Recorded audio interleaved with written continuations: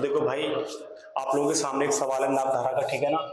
हर exam में सवाल यहाँ से आता ही आता है, नापधारा से सवाल आता है, ठीक है ना। तो देखिए सवाल हमारे सामने है, स्थिर जल में एक नौका की चाल 5 किलोमीटर प्रति घंटा और धारा की चाल 3 किलोमीटर प्रति घंटा है।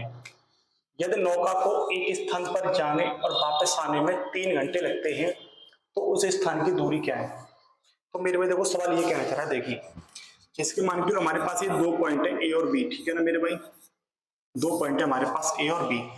अब वो क्या रहा है, नाव यहां से देखो ए स्थान से बी स्थान तक गई है और यहां से बी स्थान से ए स्थान तक वापस आई है नाव, ठीक है ना। तो उसे कुल जाने और आने में मेरे भाई कुल कितना टाइम लगा, उसे मेरे भाई यहाँ पर टाइम लग रहा है कुल 3 घंटे। कितने टाइम लग रहा है मेरे भाई, 3 घंटे लग रहा है, ठीक है ना। अब देखो एक कंसेप्ट हमको एक और क्या पता होना चाहिए, जब नाव धारा के साथ जाती है तो मेरी भाई दोनों की चालें क्या होती हैं, जुड़ती हैं। दोनों की चालें क्या होती है मेरी भाई, जुड़ती हैं। अब यहाँ पे एक्स क्या है मेरे भाई, हम एक्स को मानते हैं क्या नाव की चाल और वाई को मानते हैं मेरे भाई धारा की चाल।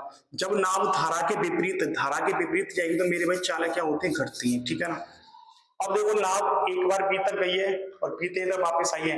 एक बार तो धारा के साथ गई होगी और एक बार धारा के विपरीत वापस आई होगी, ठीक है ना। तो चलिए बनाते, देखिए हम दूरी कैसे निकालेंगे। हमें एक फॉर्मूला तो पता है हमारा क्या होता है, चाल बराबर दूरी बटे समय होता है मेरे भाई, ठीक है ना। तो ये हमारी क्या चाल है, ये क्या चाल। अब देखो दूरी दूरी को हमने क्या माना मेरे भाई, दूरी को हमने माना मेरे भाई क्या, डी। डिस्टेंस यानी कि डी हमने माना, वो दूरी क्या है, डी।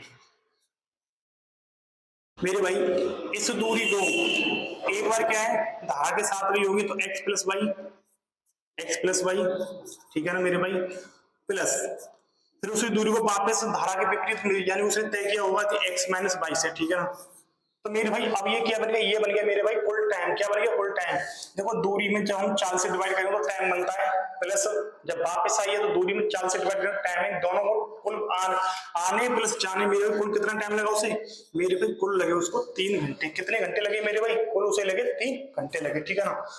तो चलो आगे बनाते, देखिए डी अपॉन। अब देखो मेरे भाई हमें नौका की चाल कितनी दे रखी है मेरे भाई, हमें एक्स की वैल्यू यहाँ पे कितनी दे रखी है मेरे भाई, 5 किलोमीटर प्रति घंटा। और मेरे भाई हमें धारा की चाल कितनी दे रखी है भाई, 3 किलोमीटर प्रति घंटा दे रखे, ठीक है ना।